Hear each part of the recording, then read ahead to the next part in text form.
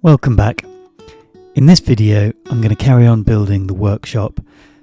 Specifically I'm going to be putting down a new floor for the building.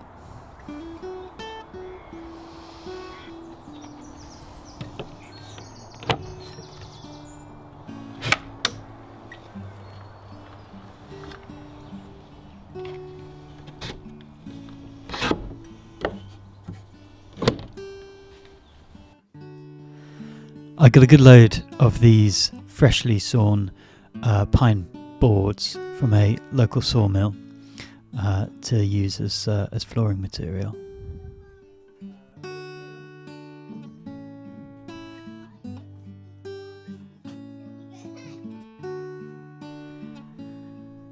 I'd added these 2x4s as joists to raise the whole floor off the ground.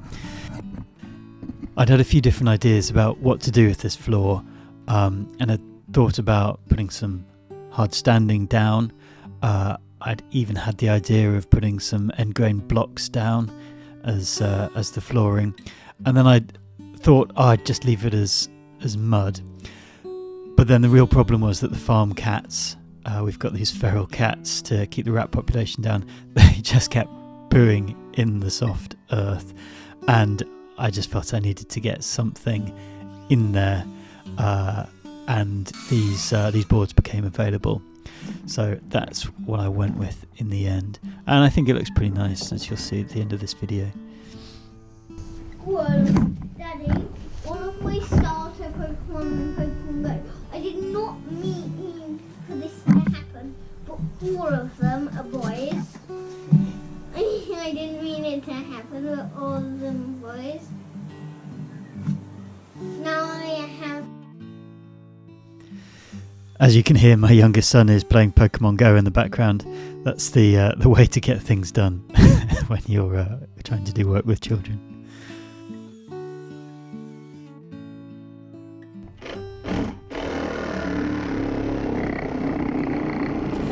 So here I'm just cutting each board to fit the angle of the walls, but some of those lower beams have quite big knots in them, and rather than cut off the knots, it was just easier to notch out appropriate gaps in the boards themselves, which is what I'm doing here.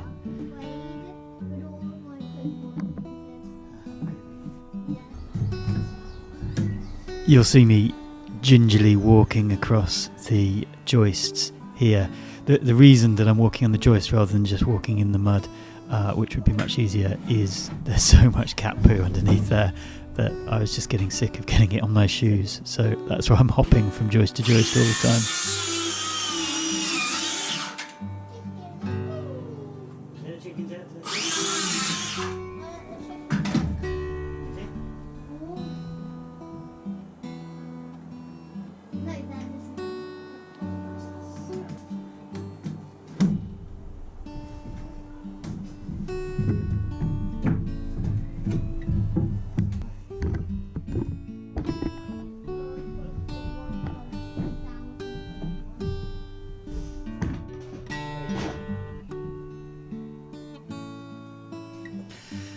These boards are very green, so they're going to inevitably shrink a bit as they dry, but that's fine. That's why I'm putting them close together.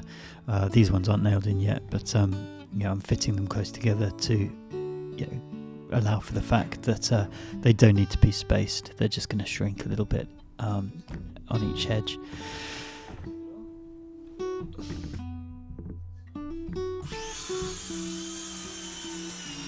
The fact that they're green does make it slightly harder to cut them. You can hear my saw struggling a bit. The battery's not as strong as it should be, but it's also getting clogged up with the really just wet wood that's there. That's why I occasionally use the handsaw just to complete the cuts.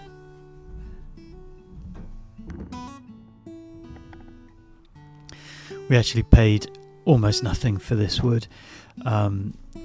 We had this oak trunk that we'd given to the sawmill to season and then board up for us for another project, but in his yard he'd actually managed to lose it. I'm not quite sure how, But yeah, the guy felt bad about it, so gave us these boards sort of as recompense for, pretty much next to nothing, which was good. We got enough for the whole building, and a few left over for some benches and things.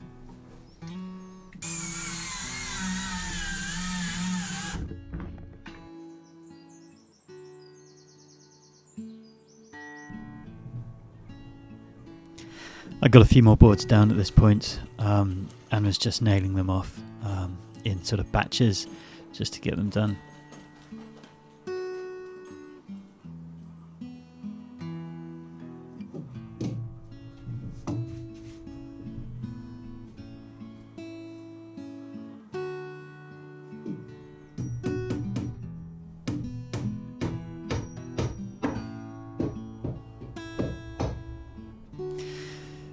You can see loads of gaps in the walls here. I do actually get those filled. So later on with this building, I come back and actually fill all of those walls with wool that we've got left over from the sheep, sort of not good enough wool to spin, and then cover the whole of the inside with nice wood to actually put some insulation in those walls and block up all of those gaps.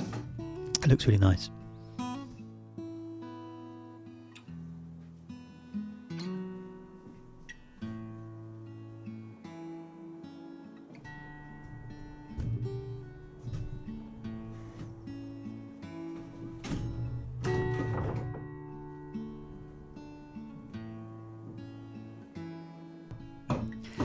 Here I'm just dealing with a slightly wonky joist. There's nothing like an axe to deal with bent building materials.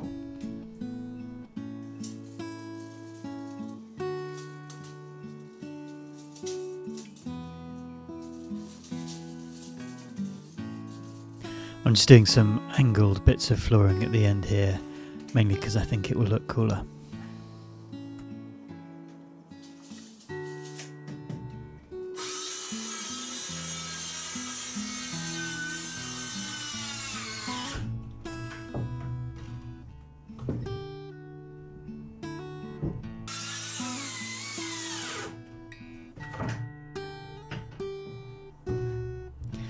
It actually took quite a lot of figuring out to get these angles. It involved a lot of standing around and staring just to work out what I was doing.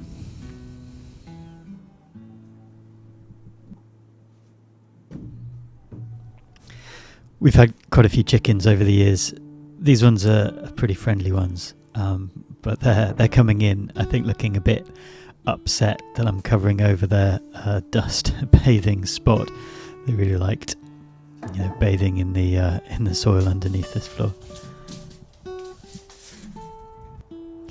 So here I'm just cutting the bit for the other side, just doing the angles, putting it in. I think I'm just rough cutting it and then putting it in position, measuring it up in place. So I've got the angles pretty much exactly right, and then putting it in.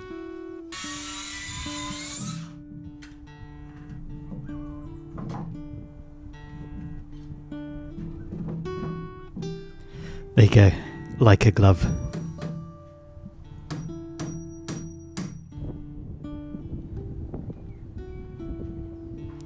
Then I cut these other triangular pieces to just fill in those gaps, to give the floor this sort of pointing sense, which I like the look of.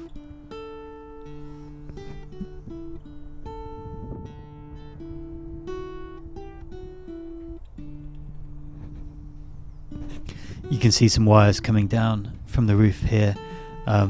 That's just coming down from a solar panel that I've put on, and I put some sort of pretty basic wiring in the building at this stage, just to power some lights, so I can see what I'm doing later at night.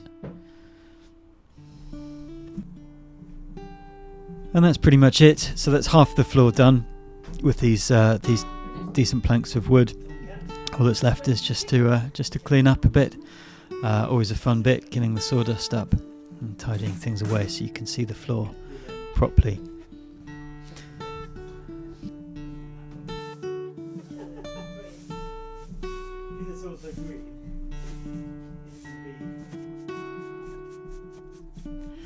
Next video I'll show me putting cedar shingles on the roof.